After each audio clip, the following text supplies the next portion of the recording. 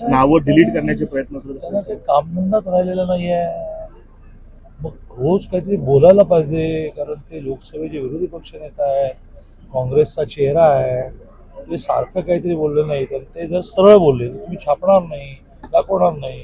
काहीतरी असं फंटास्टिक बोलायला लागतं, कारण इतक्या वेळा त्यांनी मांडणी करून ते काही हे प्रूव्ह करू शकले नाहीत काय झालं. मग आता त्यांना मग असं म्हणायचं का की लोकसभेला तुम्हाला चांगल्या सीट मिळाल्या प्रमुख्याने महाराष्ट्रामध्ये, उत्तर प्रदेशमध्ये, पण तिथे तुम्ही मतचोरी केली का, काय म्हणायचं, मतचोरी तुम्ही केली का. म्हणजे जेव्हा जेव्हा रिझल्ट तुमच्या बाजूने लागतात तेव्हा ईव्हीएम चांगलं, मतचोरी नाही. जेव्हा जेव्हा रिझल्ट तुमच्या बाजूने लागत नाही तेव्हा ईव्हीएम वाईट, मतचोरी झाली.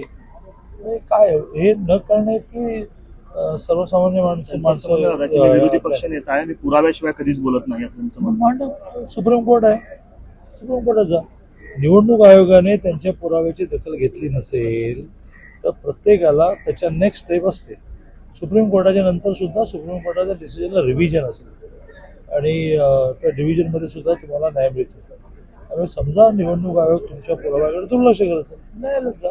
रोज उठून ह्या इलेक्ट्रॉनिक मीडियावरचा स्पेस खाऊ नका.